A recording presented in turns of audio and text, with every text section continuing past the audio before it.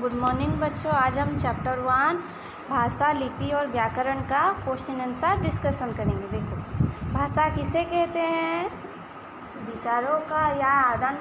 विचारों या जो हम सोचते हैं उसका आदान प्रदान को भाषा कहते हैं। भाषा किसे कहते हैं? मौखिक तथा लिखित भाषा के अंतर स्पष्ट बताइए। मौखिक भाषा क्या है? जो हम बोलकर या सुनकर जो समझते हैं। और लिखित भाषा क्या है? जो हम लिखकर या पढ़कर जो समझते हैं। तो मौखिक भाषा क्या है? जो हम पढ़कर और बोलकर समझते हैं उसे क्या बोलते हैं? मौखिक भाषा बोलते हैं। और जो लिखकर और पढ़कर और समझते हैं उसे मौखिक भाषा कहते हैं। लिपि किसे कहते हैं? भाषा को लिखने का ढंग को लिपि कहते हैं। लिपि किसे कहते हैं? भाषा को जो हम लिखते हैं जैसे उसे लिपि कहते हैं। व्याकरण किसे कहते हैं?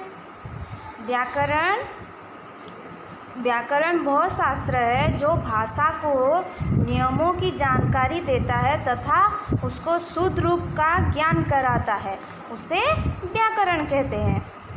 हिंदी दिवस कब मनाया जाता है? हिंदी दिवस कब मनाया जाता है? 14 सितंबर को।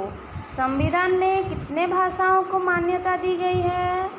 संविधान में 22 भाषाओं को मान्यता दी गई है। कितने भाषाओं को? 22 भाषाओं को। रिक्त स्थानों को पूरा कीजिए। ये देखो, फिल इन द ब्लैंक्स। भाषा को लिखने की विधि को डेस्क कहते हैं। भाषा को लिखने की विधि को लिपि कहते हैं। संस्कृत भाषा की लिपि का नाम क्या है?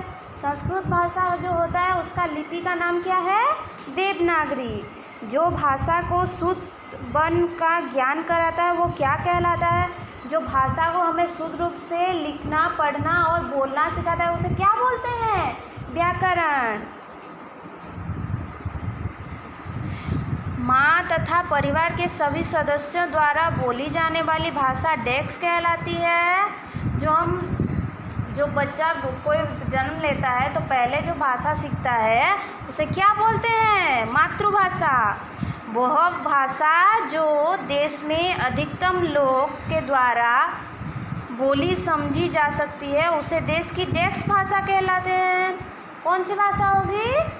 राष्ट्रभाषा। जो देश में बहुत से लोग ज़्यादा बोलते हैं, बहुत ज़्यादा समझ सकते हैं, उसे क्या बोलते हैं? राष्ट्रभाषा। देखो, निम्नलिखित भाषाओं के लिपियाँ बताइए। देखो, संस्कृत का देवनागरी। संस्कृत का क्या होगा? देवनागरी। बंगाली का बंगला। बंगाली का क्या होगा? बंगला। अंग्रेजी का रोमन। अंग्रेजी का क्या होगा? रोमन।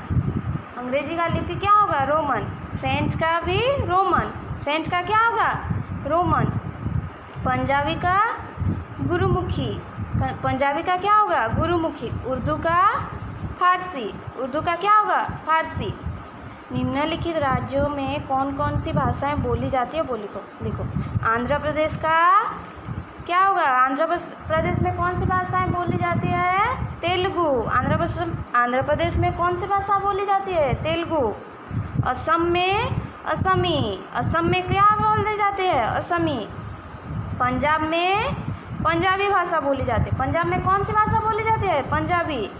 महाराष्ट्र में मराठी। महाराष्ट्र में कौन सी भाषा बोली जाती है? मराठी। केरल में मलयालम। केरल में कौन सी भाषा बोली जाती है? मलयालम। गुजरात में गुजराती। गुजरात में कौन सी भाषा बोली जाती है? गुजराती। देखो, सही विकल्प पर टिक निशान लगाओ। 14 सितंबर 1949 को भारत के राजभाषा के रूप में किस भाषा को स्वीकार किया गया था? देखो, कौन सी भाषा को? संस्कृत को, अंग्रेजी को, हिंदी को या गुजराती को? इन चारों भाषा में से किस भाषा को राजभाषा स्वीकृति दिया गया था? कौन सी भाषा को? हिंदी को। भाषा नहीं कहा जा सकता।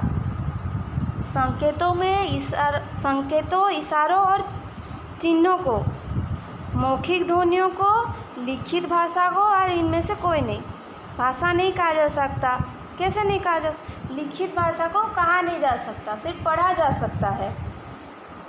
भाषा के मान्य रूप है 3। भाषा के कितने मान्य रूप है? 3। व्याकरण के कितने अंग हैं? व्याकरण के 2 अंग है या 3 अंग है या 4 या 5? कितने अंग है? 3 अंग है।